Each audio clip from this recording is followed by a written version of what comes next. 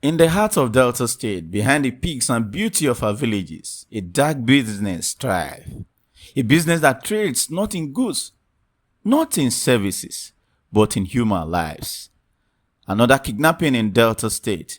From the farms in Ughelli to the creeks of Kwale, the cry for help echoes, yet no one seems to listen. In this corner of Nigeria, kidnapping is not just a crime. It has become an industry. Men, women, even children are taken like cattle, dragged from their homes, bush paths and roads, for ransom, for power, for fear. But what happens when the very people we trust, the ones we bow to, and those who wear the crowns are behind the mask? A king, Kwale, once loved by his people, is now accused of conniving with Fulani herdsmen, setting up his subject to be kidnapped. His palace, a symbol of authority, is now seen by many as a den of betrayal. He didn't just allow it, he profited from it. He took a cut from every ransom paid. And just when you thought it couldn't get worse, a man of God, yes, a pastor, was also part of the gang, using prayer as a disguise, while brokering human lives behind closed doors.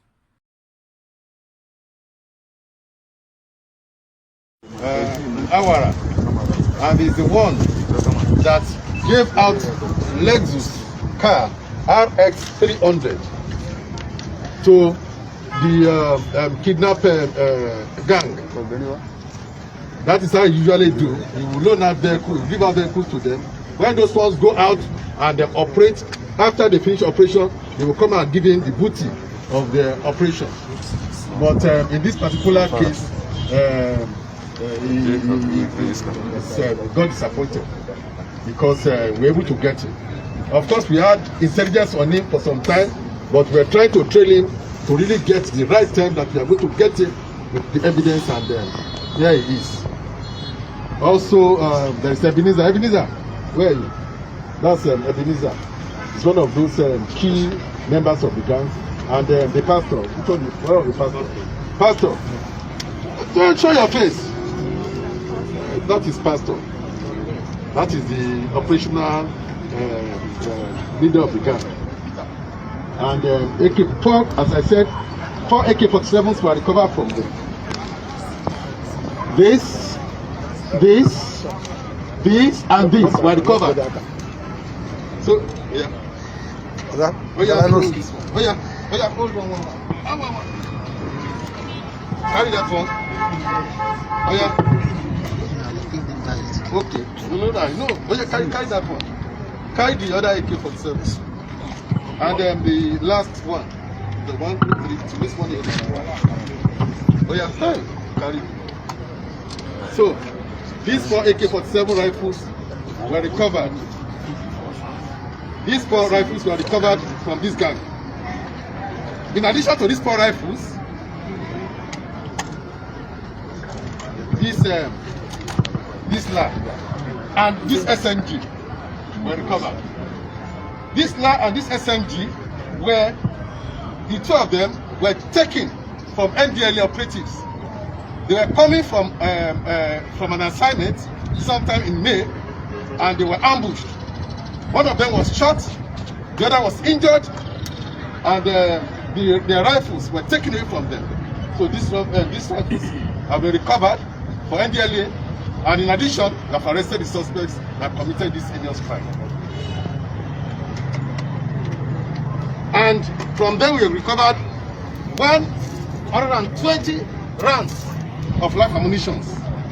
120 rounds of live ammunition, and the ransom of 4.2 million. Is the ransom of 4.2 million. And out of the ransom, a sum of 3 million was given to the Eze. A sum of 3 million was given to the Eze as payment for him to repurchase another vehicle, because the vehicle that he gave to the team was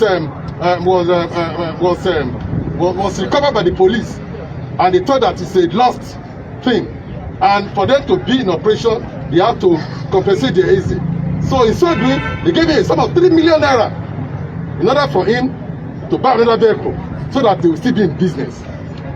Of course, some of the monies were recovered, totally 4.2 million, out of the total sum of 7.5 million. Out of the total sum of 7.5 million that were taken from victims, they have recovered 4.2 million. And of course, those are various magazines, you know, and cartridges that were recovered. So outside this one, there are other cases, as I told you. There are other cases, case of recovery of vehicles, case of defilement, case of incest, and all that. So that is what we have there. And these are the suspects. These are not just stories from Delta State. This is the reality in Benue, Kaduna, Ondo, Ebonyi, Borno. All 36 states of Nigeria are bleeding from the same wound. A nation held hostage, not by foreign enemies, but by her people. However, keeping Nigeria safe is not the police alone. It requires collective vigilance, community cooperation, and conscious safety practices from every citizen.